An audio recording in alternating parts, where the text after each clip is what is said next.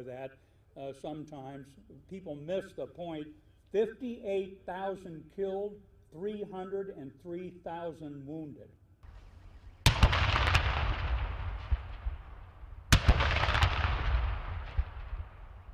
I want to take a moment to also recognize the families of the loved ones that are here today. And through it all, in your personal way, we today owe you a debt of gratitude and a debt of honor that can never truly be repaid.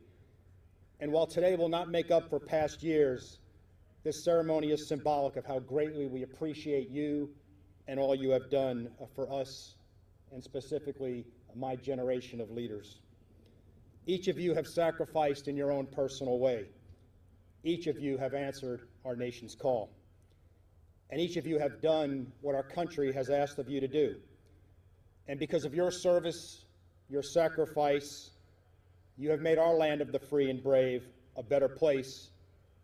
And I would also argue our military, the United States military, is a better military, a better army.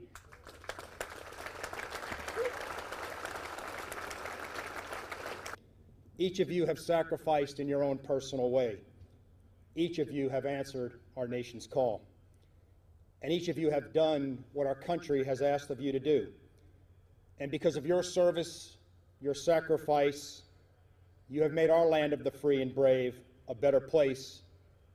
And I would also argue our military, the United States military, is a better army, a prouder profession because of what you have done for us.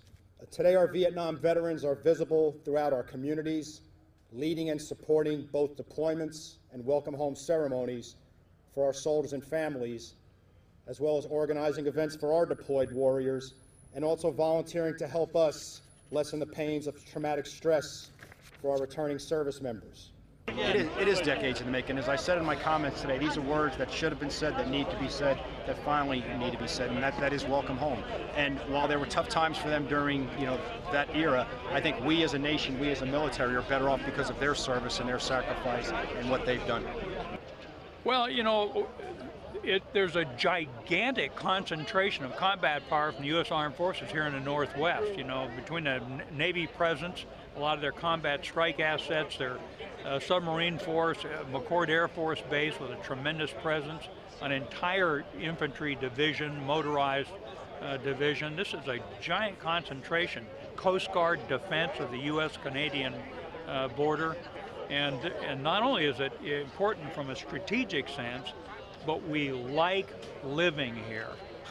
I tell people, guys, come and they say I'm from Topeka or Dallas or wherever, and then you find them retiring here. It's a great part of the country to serve in. This is an attempt just to say thank you and welcome home. And again, as I said in my comments, I cannot redo what's happened in the past, nor do I want to. History needs to capture what has happened, but more importantly, history needs to record that today we took a moment to just say thank you and welcome home to these great veterans and their families.